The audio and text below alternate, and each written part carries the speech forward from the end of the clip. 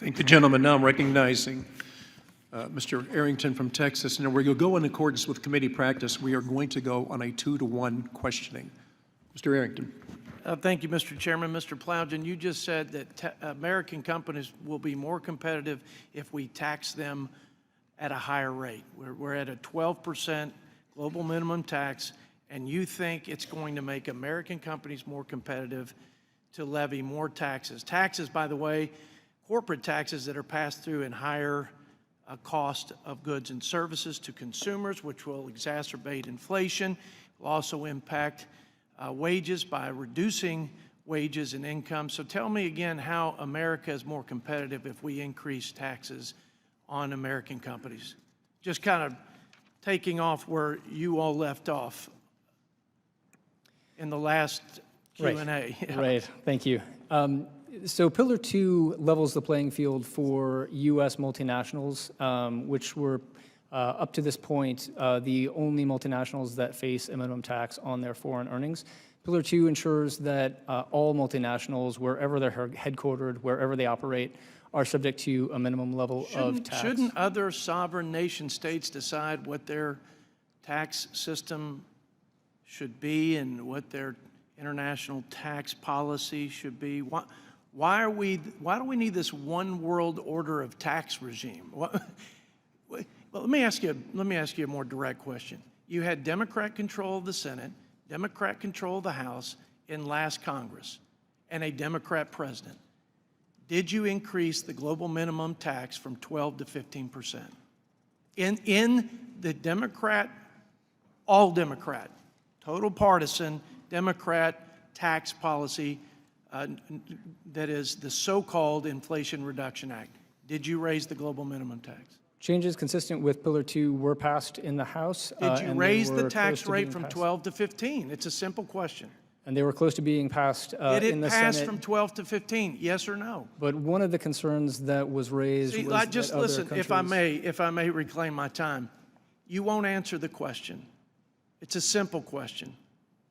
And if the American people were sitting here wondering why in the world we would allow our companies to be less competitive in the global market, and why we would cede our sovereignty in terms of tax policy to other countries, along with our tax base.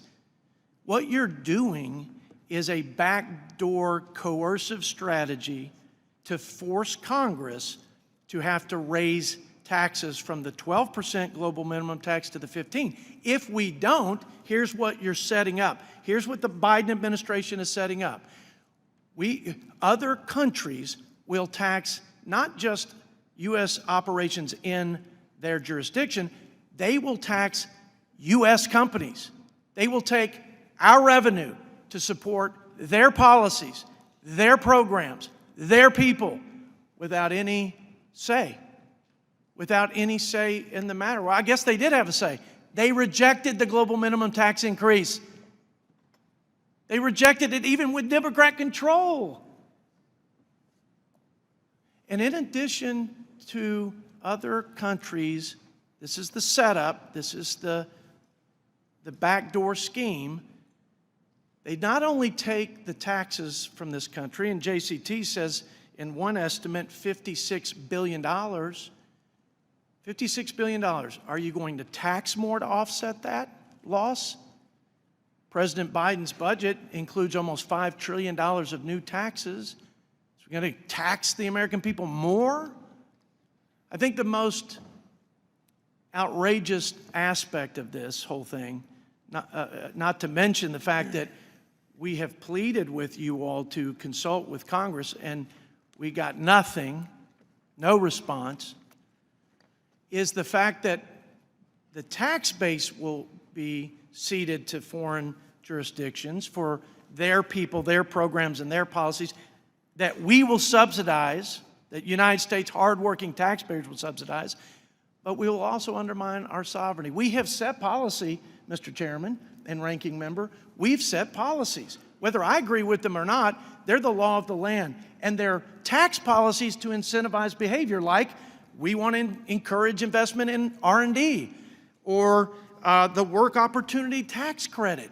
That's it. So if a company takes their liability lower than 15% because they're taking advantage of the work opportunity tax credit to help veterans, to help people on food stamps and other public assistance to get jobs, they're penalized for that because of the top-up tax. This thing is completely off the rails and upside down. It's absurd, and it's demeaning to the tax policy subcommittee that you didn't even respond to our request for consultation.